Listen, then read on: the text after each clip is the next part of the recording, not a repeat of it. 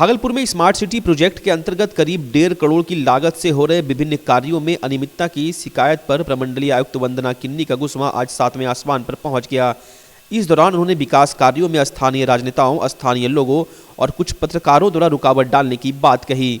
आयुक्त ने कहा कि स्थानीय लोगों द्वारा स्मार्ट सिटी प्रोजेक्ट के तहत सैंडिस कंपाउंड के विकास कार्य करवाने की लगातार मांग हो रही थी, जिसके पश्चात सैंडिस कंपाउंड में करीब 1.5 करोड़ की लागत से कई विकास कार्य करवाए जा रहे हैं, लेकिन कुछ स्थानीय राजनेता और पत्रकार के अलावे कई लोग अपने निजी स्वार्थ के लिए इसमें रुकावट डाल रहे हैं। इस दौरान प्रमंडलीय आयुक्त वंदना किन्नी ने कहा कि अभी तक कुल काम का 7 से 8% ही काम हुआ है, लेकिन ऐसे विकास विरोधी लोगों के करतूतों के कारण काम में तेजी नहीं आ पा रही है। प्रमंडलीय आयुक्त ने प्रेस वार्ता में बताया कि सैंडिस कंपाउंड में स्मार्ट सिटी प्रोजेक्ट के तहत हो रहे सभी कार्य मानक के अनुरूप है। उन्होंने कहा कि इसके बावजूद कुछ लोग कॉन्ट्रैक्टर से रंगदारी की मांग कर रहे हैं। वहीं ऐसे लोगों के स्वार्थ की सिद्धि नहीं होने के कारण कुछ राजनेता मीडिया के साथ निर्माण स्थल पर पहुंचकर मिट्टी को ईंट बताकर और पुरानी ईंट का निर्माण कार्य में उपयोग होने की अफवाह फैला रहे हैं। आयुक्त के माने तो मीडिया कॉन्ट्रैक्टर को गलत खबर प्रसारित करने की धमकी भी दे रहा है। वहीं इस तरह के करतूतों में भागलपुर इंजीनियरिंग कॉलेज के प्राचार्य के शामिल होने पर उन्होंने कड़ी आपत्ति जाहिर की। आयुक्त ने कहा कि भागलपुर इंजीनियरिंग कॉलेज से जांच टीम बिना अनुमति के निर्माण स्थल पर कैसे पहुंच गई। आयुक्त ने जांच टीम में शामिल सदस्यों और प्राचार्य पर कानूनी कार्रवाई करने की बात कही है। यही नहीं, आयुक्त ने कहा कि प्राचार्य के सेवानिवृत्त होने में कुछ ही समय अब शेष रह गया है, वहीं जरूर आने वाले दिनों में वह राजनेता बनने की मंशा पाले हुए हैं। प्रेस वार्ता को संबोधित करते हुए प्रमंडलीय आयुक्त वंदना किन्नी ने कहा कि स्मार्ट सिटी प्रोजेक्ट के तहत अभी कई और विकास कार्य होने हैं। उन्होंने कहा कि रिक्शा डी में बस पड़ाव के लिए स्थान का चयन हो गया है, जबकि पथ निर्माण विभाग की इस मामले में अनुमति बाकी है। आयुक्त की माने तो 5 स्थानों पर ऑटो पड़ाव, स्मार्ट ट्रैफिक सिस्टम और स्मार्ट सड़क स्मार्ट सिटी प्रोजेक्ट के तहत बनने की सहमति बनी है। आयुक्त ने कहा कि उनके आने के बाद स्मार्ट सिटी के कार्यों में काफी तेजी आई है, यहां तक कि ऑडिट भी अपडेट नहीं था, लेकिन उन्होंने पदभार ग्रहण करते ही ऑडिट भी करवाया है। स्थानीय राजनेता हैं जो अपना विकास चाहते हैं, सिर्फ अपना वैभव ही चाहते हैं और कहीं किसी चीज का वैभव नहीं होने देना चाहते हैं, विकास नहीं होने देना चाह रहे हैं। प्रतिदिन आदमी जा रहा है देखने कि कौन सा सीमेंट लगाया जा रहा है, कौन सी ईंट लगाई जा रही है, और कहने के लिए तो ये बहुत आश्चर्यजनक है कि ईंट वगैरह भी जो ली जा रही है, वो जो सामग्री ठेकेदार ने गिराई है उसमें से नहीं ली जा रही है। कोई पुरानी ईंट कहीं ग्राउंड में पड़ी हुई है, उसको तोड़ के दिखाया जा रहा है कि ये ईंट लगाई जा रही है। सीमेंट के बजाय मिट्टी उठा ली जा रही है सैंडिस कंपाउंड से और उसको दिखाया जा रहा है ये सीमेंट है, ये लगाया जा रहा है। तो पब्लिक को बकायदा मिसलीड करने की एक साजिश हो रही है। स्थानीय राजनेताएं, नेता गण और कुछ लोग, स्थानीय लोग इसको बेवजह विवाद खड़ा कर रहे हैं, काम नहीं होने देना चाह रहे हैं। हर कदम पे जांच हो रही है उनके द्वारा, हालांकि उनको क्या तकनीकी क्षमता है, कितनी समझ है, ये पता नहीं है। और अभी काम सैंडिस में अगर देखा जाए तो जो काम होना है, मतलब अभी हम लोग जो 30 कंपोनेंट्स की बात कर रहे थे, उसमें स्विमिंग पूल है, किड्स प्ले एरिया है, बाउंड्री है, गेट है, टॉयलेट है, कैफेटेरिया है, स्टेशन क्लब का जीर्णोद्वार है, मतलब पूरा उसका लुक ही बदल जाएगा पूरे सैंडिस का। लाइटिंग है, जिम है। तो ये सब अभी हुआ ही नहीं है। मात्र 6 या 7% काम हुआ है सैंडिस में अभी तक। लेकिन इतना काम करने के लिए भी प्रतिदिन हम लोग को रुकावटें झेलनी पड़ रही हैं पब्लिक से, लोगों से। अगर लोग नहीं चाहते थे कि सैंडिस में काम हो, तो फिर पहले हम लोगों पे इतना दबाव था कि सैंडिस करा दीजिए, सैंडिस करा दीजिए। लेकिन उसी में से कुछ लोग हैं जो शायद सैंडिस को अपनी निजी संपत्ति समझते हैं और प्रतिदिन जा के देखते हैं कि क्या काम हो रहा है, मिट्टी लग रही है, ईंट लग रही है, पुरानी ईंटों को दिखा देते हैं, मिट्टी को सीमेंट बता देते हैं। इसके अलावा जब इससे काम नहीं हुआ तो इन लोगों ने भागलपुर कॉलेज ऑफ इंजीनियरिंग की टीम को वहां भेजा। उसमें कुछ फैकल्टी मेंबर थे जो स्पॉट पे गए। इसमें थे आराधना कुमारी, मोहम्मद नादिर, अभिषेक चौधरी, अभिषेक कुमार। इन लोगों ने 10 दिसंबर को जाके वहां पर स्थानीय जांच की और जैसा कि मैंने कहा, उन्होंने मिट्टी दिखा दी सीमेंट की जगह और पुरानी ईंटें दिखा दी नई ईंटों की जगह जो आसपास पड़ी हुई हैं ग्राउंड में इधर उधर। और उसको सबसे आश्चर्यजनक बात यह है कि पूरे मीडिया को साथ लेके वो लोग गए और उन्होंने ये सब चीजें मीडिया में दिखाई। इसके बारे में जब नगर आयुक्त ने प्रिंसिपल से पूछा कि आपने किस आधार पे ये जांच की है, आपको किसने अधिकृत किया ये जांच करने के लिए, आखिर कोई तो पूछेगा ना, या हम ही पूछेंगे क्योंकि हम काम कराने वाले हैं, या कहीं विभाग से आएगा कि आप उधर गए क्यों उस स्पॉट पे, किसने आपको अधिकृत किया जांच करने के लिए है। भागलपुर के एक होटल में साइबर ठगी की योजना बना रहे 3 साइबर ठगों को पुलिस ने दबोच लिया है। वहीं पूरी कार्रवाई इतनी गुपचुप तरीके से हुई कि ठगों को संभलने तक का मौका नहीं मिला, जबकि इस दौरान पूरी कार्रवाई की मॉनिटरिंग खुद जिला पुलिस कप्तान आशीष भारती कर रहे थे। जानकारी के अनुसार एसएसपी आशीष भारती को तीनों साइबर ठगों के उक्त होटल में ठहरने की जानकारी मिली थी, जिसके बाद एसएसपी ने मामले को गंभीरता से लेते हुए सिटी एसपी सुशांत कुमार सरोज के नेतृत्व में विशेष टीम का गठन मामले के उद्भेदन को लेकर किया। टीम में शामिल पुलिस के जवानों ने गोपनीय सूचना के आधार पर होटल में छापेमारी करते हुए 3 साइबर ठगों को गिरफ्तार कर लिया। इस संबंध में एसएसपी आशीष भारती ने बताया कि तीनों साइबर ठग बड़े पैमाने पर होने वाले साइबर ठगी की योजना बना रहे थे, लेकिन समय रहते पुलिस ने सभी को दबोच लिया। इस दौरान गिरफ्तार साइबर ठगों ने पास के पुलिस से 46 ATM card, 3 ATM swipe machine, 4 mobile, 1 car और 7200 रुपये नगद बरामद किए हैं। गिरफ्तार साइबर ठगों में गया जिले के फतेहपुर निवासी नीलेश कुमार, फतेहपुर के ही अमूर निवासी विनोद कुमार और झारखंड के ही कोडरमा जिला के जयनगर निवासी दयानंद कुमार शामिल हैं। एसएसपी आशीष भारती ने गिरफ्तार सभी आरोपियों की अपराध द्वारा जनित संपत्ति को जब्त करने की भी बात कही है। इनके द्वारा बताया गया है कि कई जो सीनियर सिटीजन्स होते हैं या जिनको जो नए होते हैं इसको नहीं समझते हैं, उनके द्वारा जब हेल्प मांगा जाता है तो उसी क्रम में उनके द्वारा उसको क्लोन कर लिया जाता है। अपने पास ये मशीन रखते हैं जो पोर्टेबल मशीन होता है और उसके बाद उसको पूरा डेटा को उसको लैपटॉप या कंप्यूटर पर करके फिर एक दूसरे मशीन में उसको डाल करके और वहाँ से जो प्लेन जो कार्ड होता है या जो खाली कार्ड होता है उसमें उस डेटा को ट्रांसफ़र करके फिर उसका वो लोग क्लोन कर लेते हैं और उसका उपयोग वो पैसे की ठगी में करते हैं।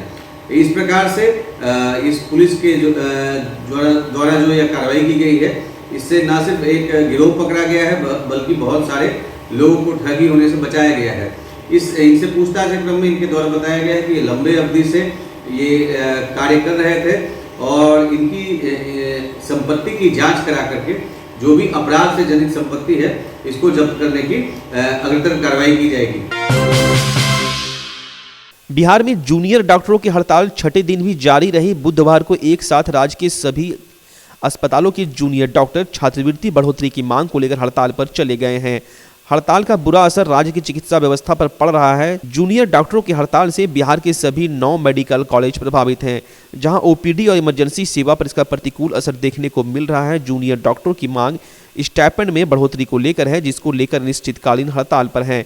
बिहार में अस्पतालों की चिकित्सा व्यवस्था मूल रूप से जूनियर डॉक्टरों पर ही आश्रित होती है। ऐसे में मरीजों की मुश्किलें और बढ़ने की आशंका जताई जा रही है। जूनियर डॉक्टरों की हड़ताल के कारण पूर्वी बिहार के सबसे बड़े भागलपुर के जवाहरलाल नेहरू मेडिकल कॉलेज अस्पताल में इलाज के लिए आए भागलपुर, नौगछिया, बांका, मुंगेर, खगड़िया सहित पड़ोसी राज्य झारखंड के कई जिलों से पहुंचने वाले मरीजों को काफ़ी परेशानियों का सामना करना पड़ रहा है।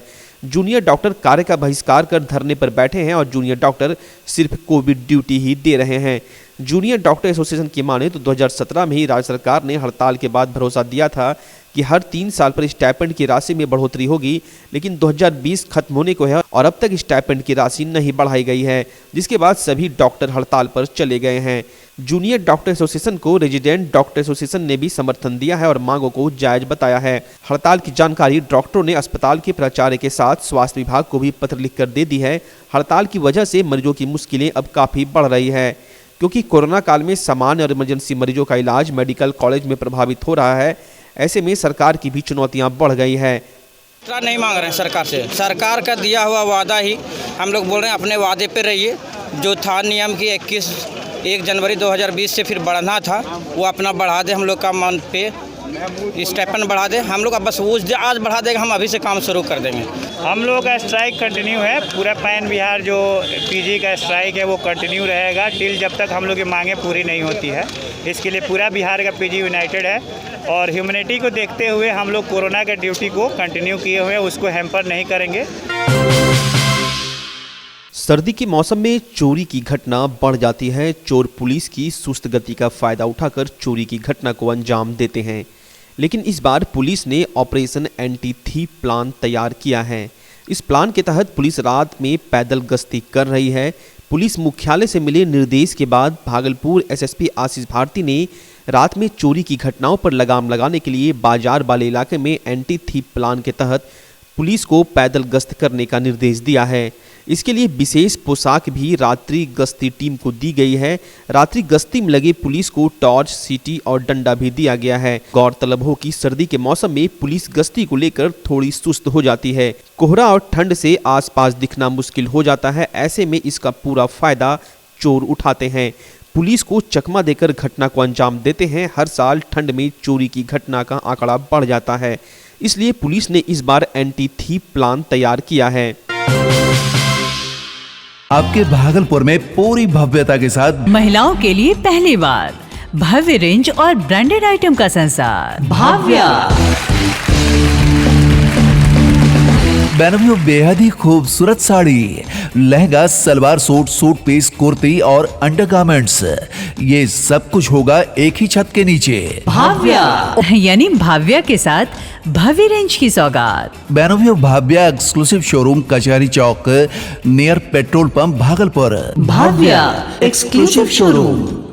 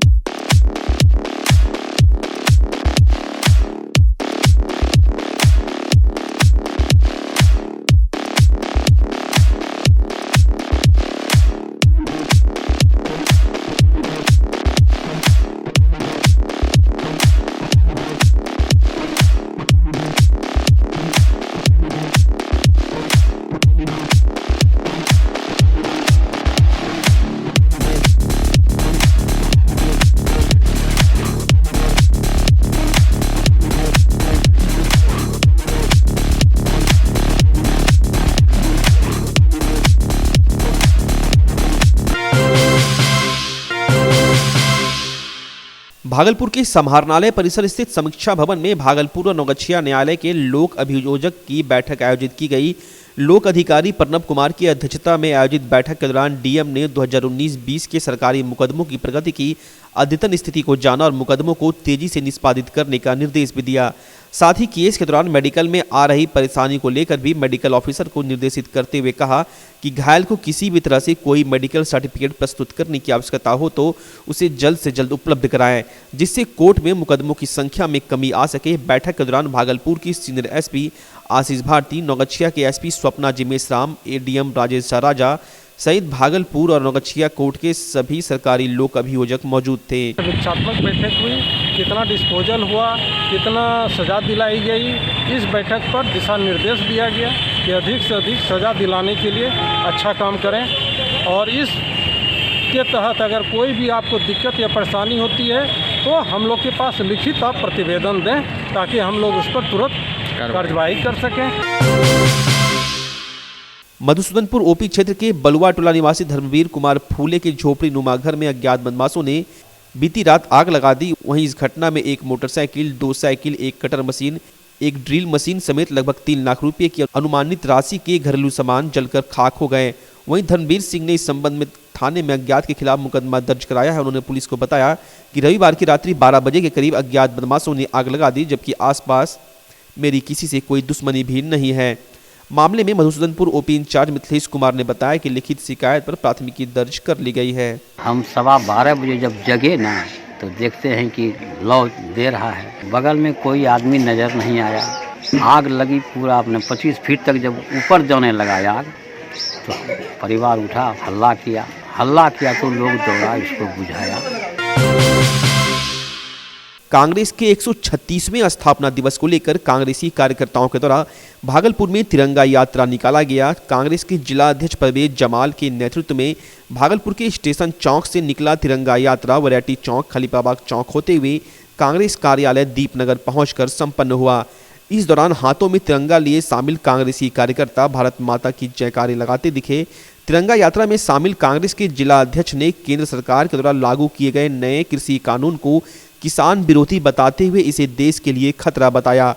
तिरंगा यात्रा के दौरान कार्यकारी जिला अध्यक्ष विपिन बिहारी यादव, महिला कांग्रेस के जिला अध्यक्ष कोमल सृष्टि, महिला नगर अध्यक्ष पूजा शाह, नगर अध्यक्ष सोइन अंसारी, पूर्व जिला परिषद अध्यक्ष शंभू दयाल खेतान, अनामिका शर्मा, राकेश शाह सहित बड़ी संख्या में कांग्रेस के कार्यकर्ता मौजूद थे। आज किसानों को जो प्रताड़ना दिया जा रहा है, इस जो है हार मास को कपाती हुई ठंड में किसान पर बारिश की बौछार की जा रही है, किसानों को जो है आतंकवादी घोषित किया जा रहा है, तो मोदी सरकार आप होश में आइए, इसलिए कि आप यहाँ के जो है हिटलर शाही नहीं चलेगी।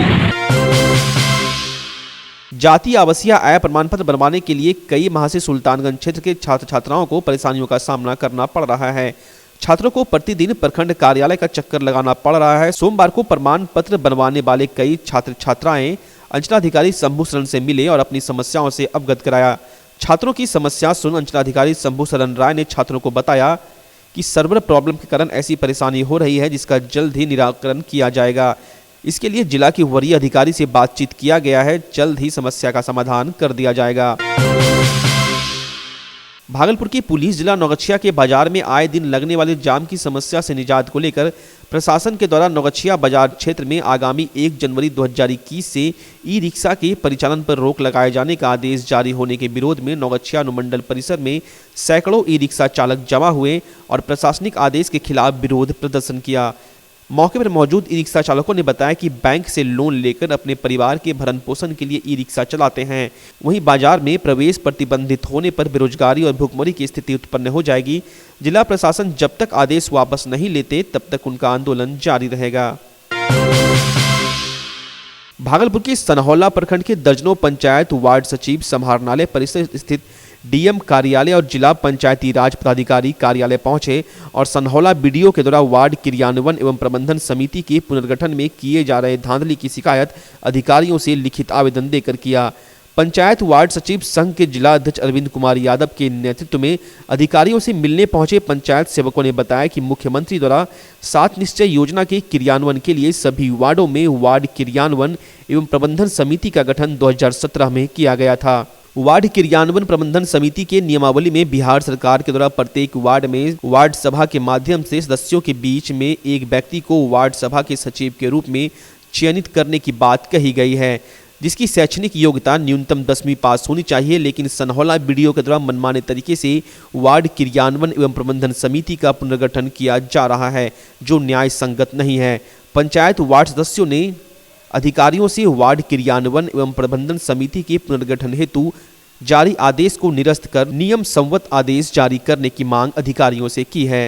वीडियो जो है एक लेटर निकाले हैं, जो पंचायत वार्ड सचिव जो है, जो वार्ड सभा करके हम लोग का चयन किया गया था, हम लोग की योग्यता मैट्रिक पास थी और अन्य जिले में सचिव को ही अनुरक्षक बनाया जा रहा है। लेकिन सनहौला प्रखंड में बीडीओ साहब एक लेटर जारी करके वार्ड सभा करके सचिव को ही हटाने का मतलब प्रयास किया जा रहा है।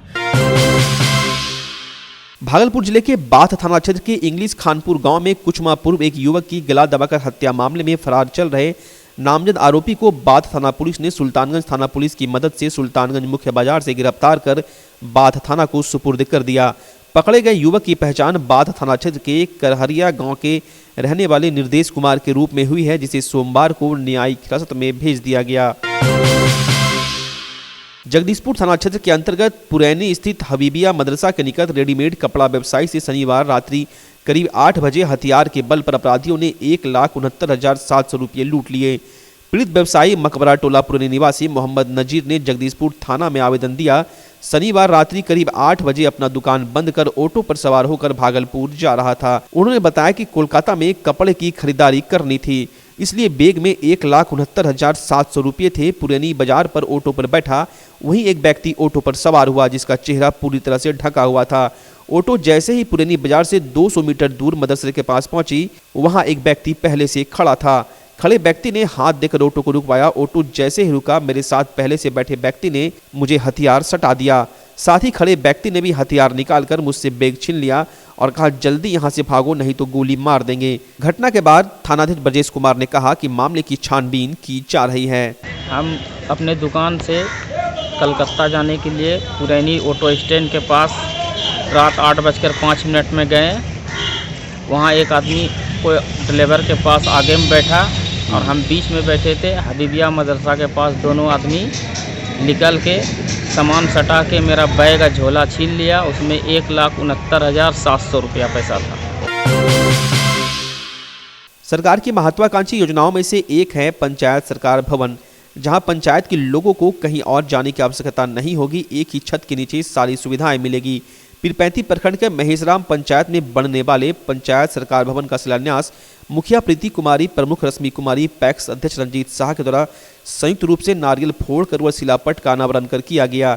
इससे पूर्व ब्राह्मणों के द्वारा विधि विधान से शिलापट का पूजा पाठ किया गया। मौके पर कांग्रेस प्रखंड अध्यक्ष सुरेंद्र सिंह, उप प्रमुख प्रतिनिधि बबलू यादव, भाजपा दक्षिण मंडल अध्यक्ष निशांत पांडे, चांद अली, ओम प्रकाश पंडित, अशोक यादव सहित ग्राम पंचायत महेशराम की जनता उपस्थित थी।